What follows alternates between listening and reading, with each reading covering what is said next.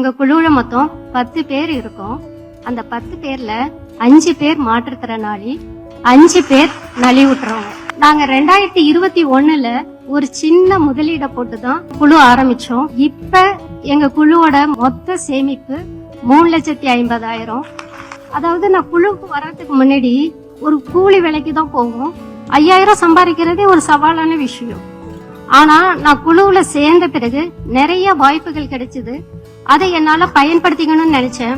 எங்க மாவட்டத்துல நிறைய சிறுதானியங்கள் கிடைக்கும். அதை வச்சு சத்தான ஹெல்த் மில்லட்ஸ், அதாவது சிறுதானிய சத்து மாவு, கோவில்ல வேஸ்டா தூக்கி போடுற பூக்களை பயன்படுத்தி அகர்பத்திகள், கோவுசாலை மூலியமா சாணத்தை டெண்டர் எடுத்து அதன் மூலியமா பஞ்சகவிய சாம்பிராணி, பஞ்சகவிய விளக்கு, இது போன்ற பல ப்ராடக்ட்கள் செஞ்சு நாங்க விற்பனை செய்யறோம். இது எல்லாத்துக்கும் முக்கிய காரணமா இருக்கிறது என் சங்க உறுப்பினர்கள். அவங்க தான் எனக்கு சப்போர்ட் பண்றாங்க.